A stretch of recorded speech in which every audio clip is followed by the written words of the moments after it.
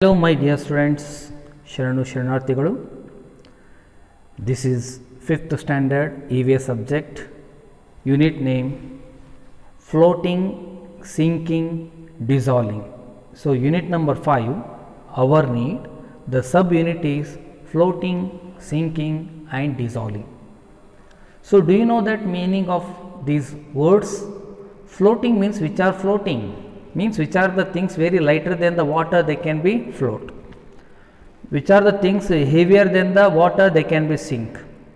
And next to the substance which is totally dissolved. Dissolve means you can know that sugar is dissolving in the water. So all these points and all these words to meaning you will understanding from this class. So you are observing that many things are in the figures. So we are seeing the nails are there, feather is there, plastic spoon, tennis ball, blade, coin, dry leaf, pebbles, steel spoon, soap, pencil and plastic ball. So these are the things which we are seeing on the screen. Which things are floating, which things are sink, and some things which are floated under the water. So take a water in a tub or a bowl, fill half of the water of the bowl. So now you can put one by one in the water containing bowl. So have you observing that is it changes in there? Okay. So which are the things are floating here? The given figures. So feather, dry leaf, plastic spoon are floating on the water or surface of the water. Now which things will be sink or sank? Iron nail, coin, pebbles, steel spoon, soap, blade. So these things will be sink in the water or sank in the water.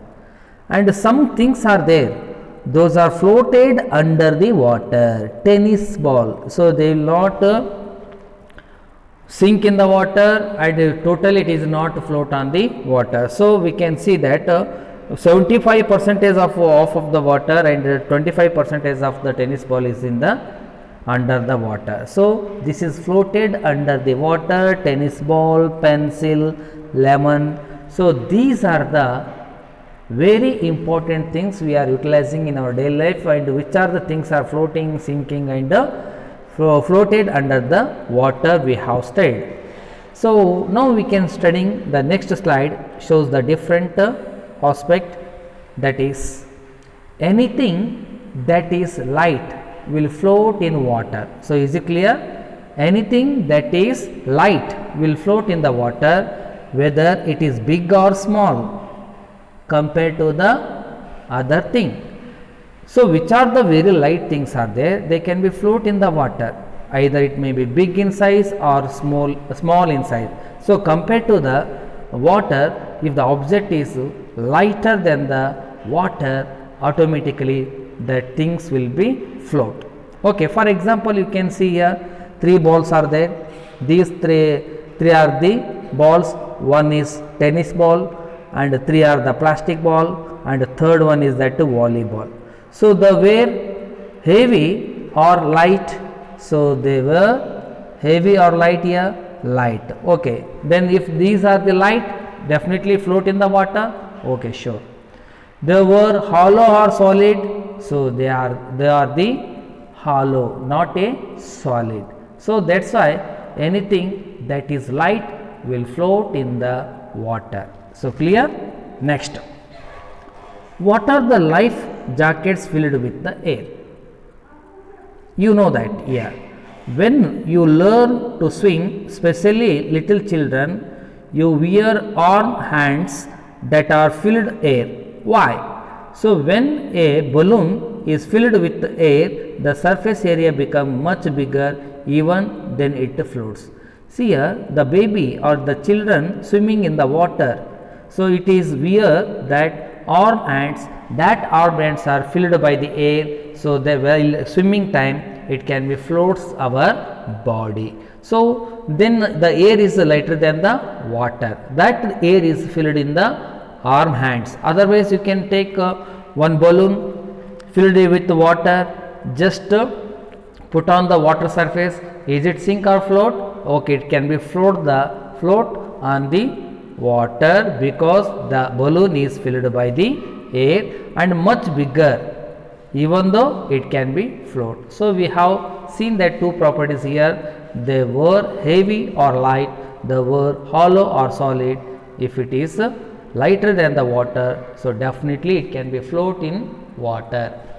Next, anything that is filled with air will float. Clear? Fine.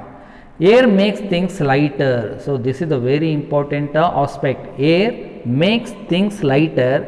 Water pushes lightweight things up. It has a very strong upward push. See, now we are seeing that anything it is filled with air, so definitely it can be float in the water. But why? Light makes things, or sorry, air make things lighter. When the air is filled in the things, it become very lighter. So when this thing put on the water, push in the water, so it will be up, it will become upward. Okay. Next,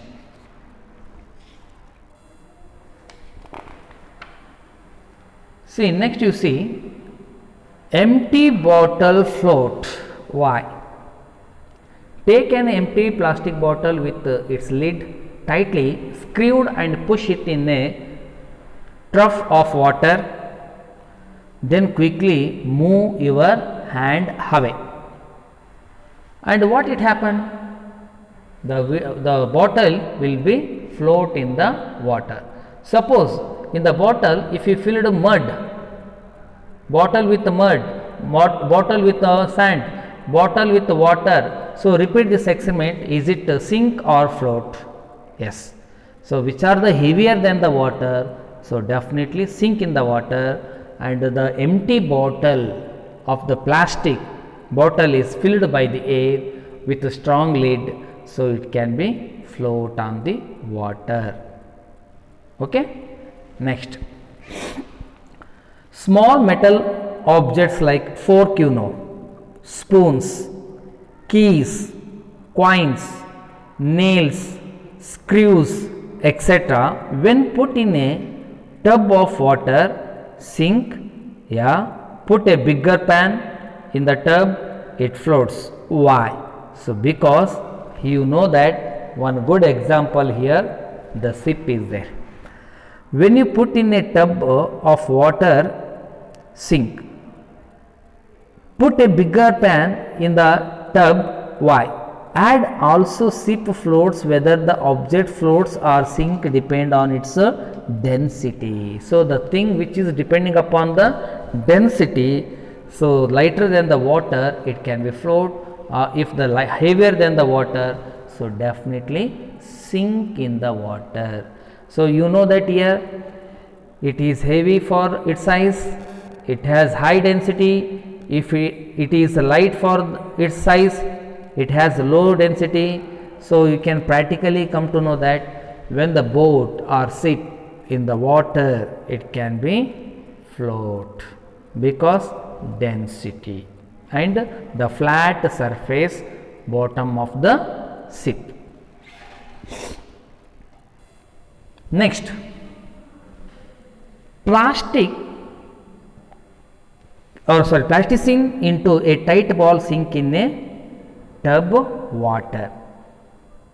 It will sink in a tub of water. Now flatten it into the shape of the plate or deep bowl, etc. Experiment the different shapes, record your observation. See here, one plastic ball is there. That plastic ball is filled by anything or tightly ball is sink in the tub water. Plastic is not filled by the water. It has mud, it has sand, it has the soil, and next you can pack it and drop in the water. It can be sink. Okay, clear. Now we are discussing very interesting point, that is water solution. Which solution? Water solution. So you know that what is the first, I will say, meaning of solution. The mixture of solute and solvent is called solution. The mixture of solute and solvent is called solution. But here we are discussing water solution. Which things soluble in water, they are called solute. Which things are capable to dissolve, things are called solvent. These are the two are mixed with each other, then we can say solution.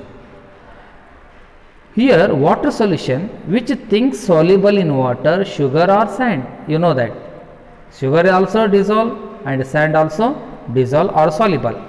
So what is the meaning of here soluble? So many things we are given in the figure. Sugar is there, coffee, salt, detergent, jeera powder, baking powder, haldi powder, milk powder, and next one is chili powder. So these are the things which are given in the your figure or in the slide. So you can recognizing or identifying which are the soluble and which are the insoluble. Okay. Now first you can clarify what is the soluble. The substance that is in a liquid are called soluble substance. The substance that dissolve in a liquid are called soluble substance. So little you can change this one. The substances that dissolve in a liquid are called soluble substance. What about the insoluble? Sugar is the soluble in the water. The substance that dissolved, where it is dissolved in a liquid. Liquid is nothing but here water. Then sugar is dissolved in the water. That things are called things are dissolved in the water, we can say soluble substance. Suppose if it is not dissolved in the water, or suppose if it is not mixed in the water, what do you call that? The substance that do not dissolve in a liquid are called insoluble substance. So here given things are there, you can decide which one is the soluble and which one is the insoluble. Sugar is a soluble or insoluble? Soluble, correct. Coffee, insoluble. Salt, soluble. Detergent, soluble. Jeera powder, insoluble. Baking powder, soluble. Haldi powder, insoluble. Milk powder, insoluble. Little we can see that thickness. Chili powder, insoluble. So these are the things which are we have discussed. Okay, sugar, salt, detergent, baking powder, milk powder are the soluble. Insoluble things are coffee, jeera powder, haldi powder, chili powder. Okay, fine. Is it clear? What is the difference between the soluble and insoluble? The substance that dissolve in a liquid are called soluble substances. The substances that do not dissolve in a liquid are called insoluble substance. Okay. Next, there are two types of things are there, miscible and immiscible. The liquids which mix with each other are called miscible. Liquids such as orange juice with water, mixing easily.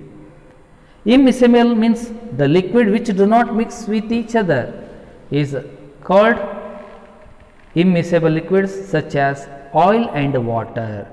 Kerosene oil or coconut oil, any oil will not mix with the water, then you can say immiscible.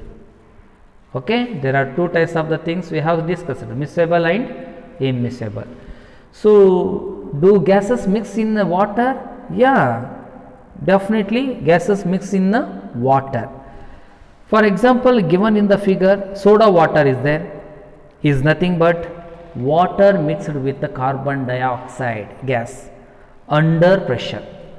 When a cap of bottle is removed, this gas escape in the form of bubble, otherwise like gas. So carbon dioxide dissolved easily in water. So then we can say, do gases mix in water? Yes, the gases are mixed in water. This is the good example. So I think so here you are understood very easy manner. So thank you my dear students. Sharanu Sharanarthigalu. Here this is the end of the unit, and remaining units will go for in the next class. So thank you once again. Sharanu Sharanarthigalu.